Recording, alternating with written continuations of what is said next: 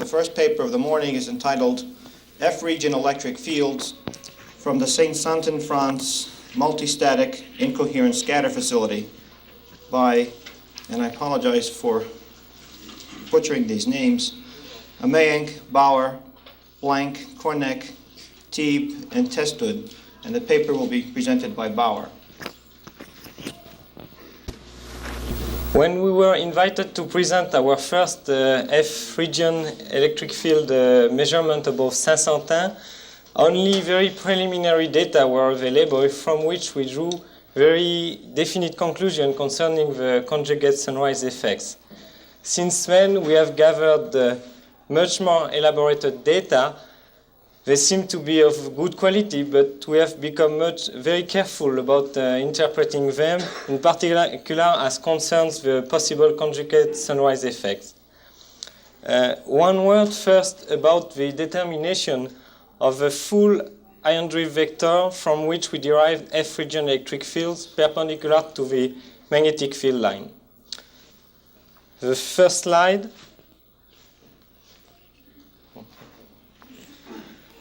do you see something? Okay. Shows the location of the quadratic incoherent scatter station. St-Santin is the site of the transmitter. Nancy is the site of the original receiver.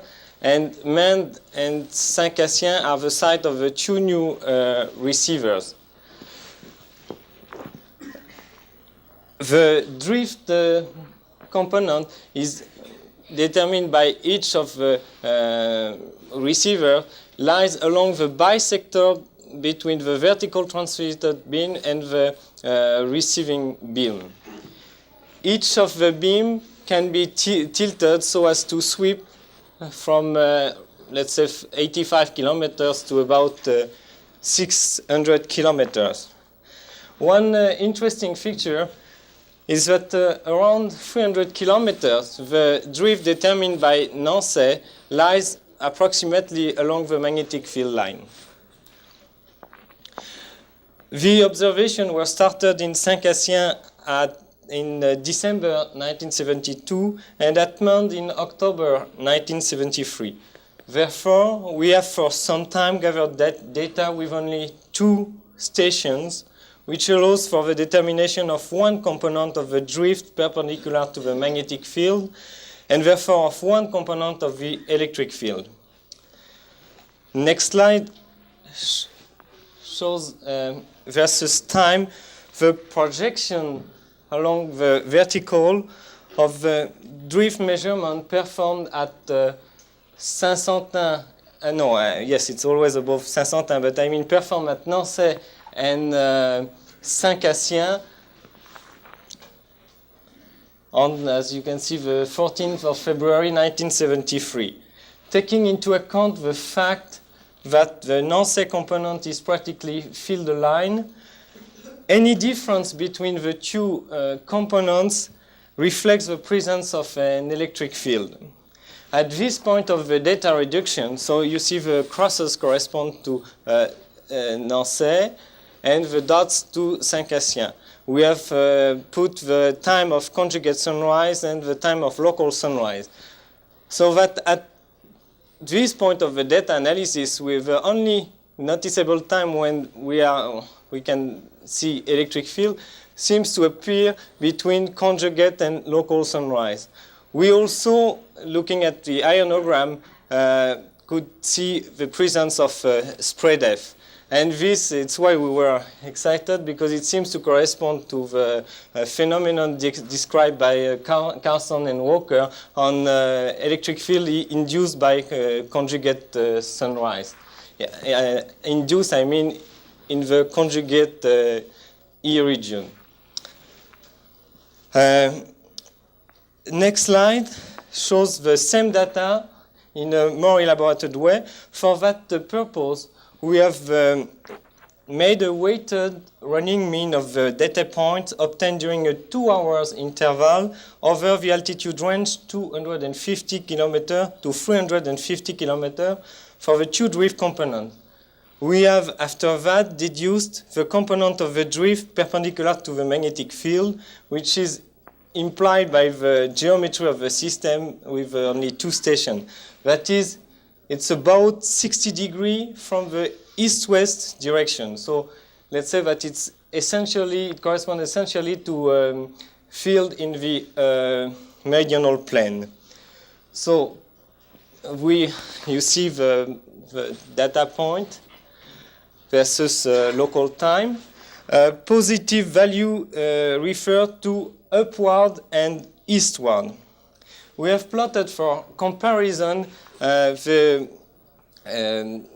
drift deduced by Maeda from SQ current. This corresponds to a quiet time period. So I think the only thing we can say about that is that the order of magnitude of the field we deduce is in meter per second is close to 30 meters, which means a field of the order of 1 to 1.5 millivolt per meter. So what we can see is that they are roughly of the same order of magnitude than the field we can deduce from dynamo theory. However, as the features are completely different from the one of Maeda.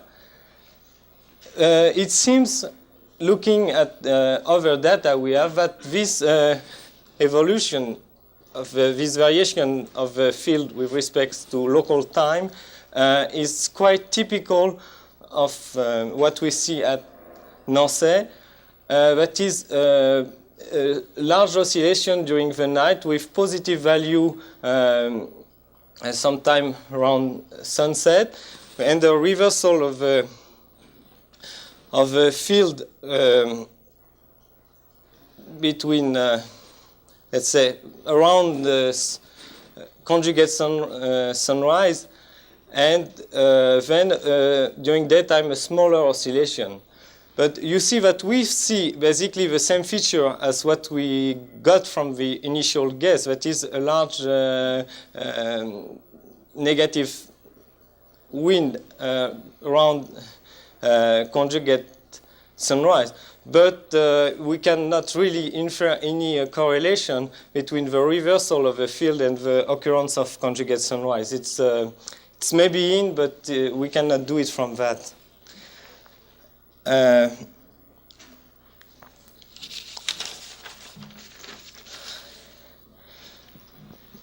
Now, the next slide shows another example of the electric field determine one component of the electric field. In this case, as you see, we have plotted the Kp, and you see that it's a time of large magnetic activity. The scale is completely different to what it was before. We have still plotted the Maeda to give you the order of magnitude we got for quiet time period, and you see that we have a strong electric field developing at around shortly after midnight. And this corresponds to electric field of the order of magnitude of 7 millivolts per meter, which are certainly associated with auroral phenomena. I mean, these fields are correspond certainly to magnetospheric field. Okay, the last slide is an example of the first full drift vector determination on October 31st, 1973. This corresponds to a period of large magnetic activity. We have plotted versus time. On the top, the drift component in the east-west direction, then the perpendicular component in the meridional plane, then the field line component, and finally, what we can deduce from these two components is a vertical drift. So I think several features are of interest. First, these large peaks at around 21 hours and around 6 o'clock. They correspond to drift essentially in the west direction. That is, they correspond to field directed essentially northward, and they they are very similar to what John Evans observed previously at time of magnetic storm. So we feel that here again we have an evidence for magnetospheric field penetrating toward middle latitude. The daytime variation are, in this case, look rather similar, have some similarity with the Maida field. I would like to mention a point which I think is of magnetospheric interest. The conjugate sunrise is about 3 o'clock. So you see we have two conjugate sunrise. In the two cases, if you look at the vertical drift, it is negative.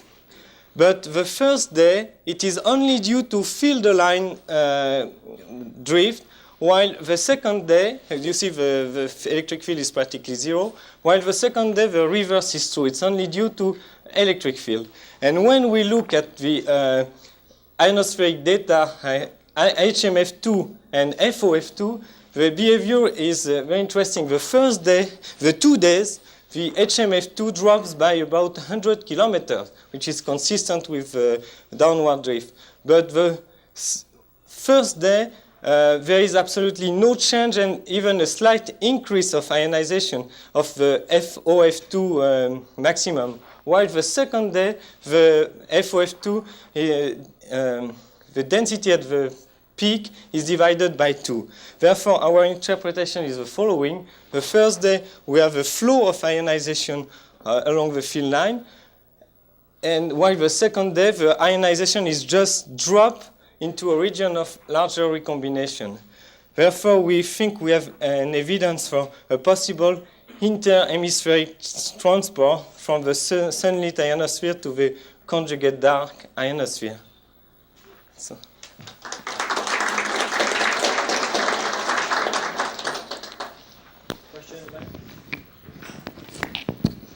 Yeah, Mike Kelly. On the days when you saw spread F associated with conjugate sunrise, was there any relationship between whether you saw electric field or whether you saw this field line flow? What do you mean by associated with electric? Sometimes at conjugate sunrise you saw field line flow, and then sometimes you saw electric field.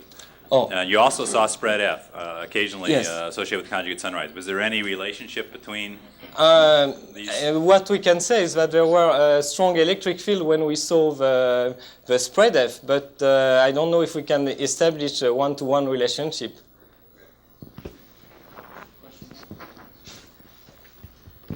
Maybe too early, but have you done any attempt to analyze your data into diurnal and semi-diurnal components? No, we got the data the 15th of January, so we have not done anything. It looked as if, at least on the first slide you presented, there's a semi-diurnal oscillation in the daytime which is superposed on a general diurnal oscillation that's going on. Have any comment? I did not catch you, John. Well, I was saying that from the first slide you presented, Yes.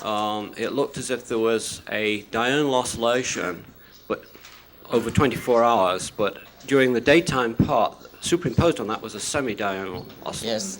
I think that this, for other quiet periods, we have seen the same type of thing, a large phenomenon and superimpose upon it a short time oscillation. So is it 10 hours, is it 12 hours?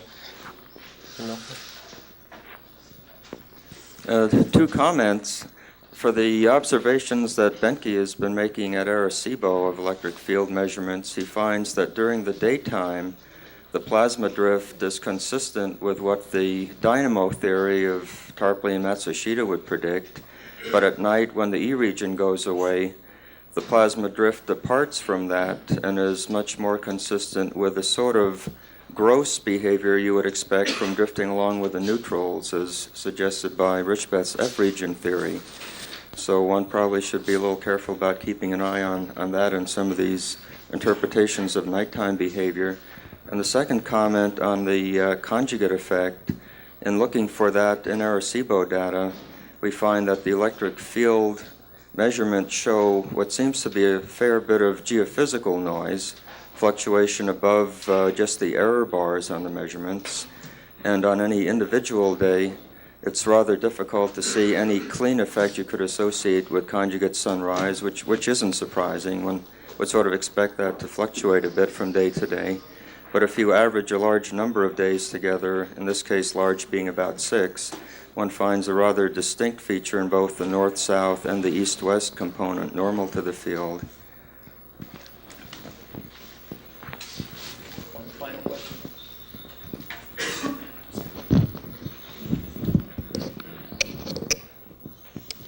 Yeah, my name is Brekke, and I have just a short comment. Could I see your last slide again, if possible? The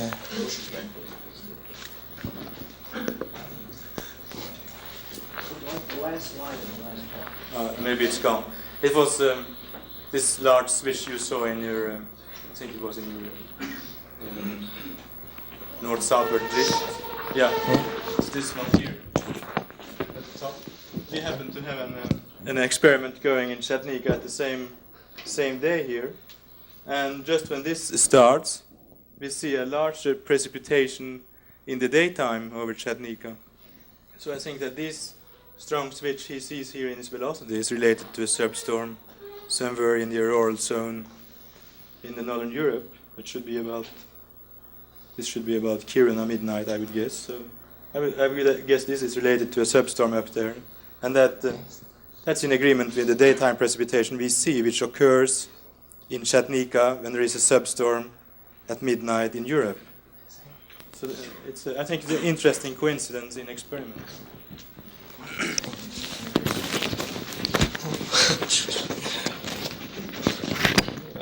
Thank you.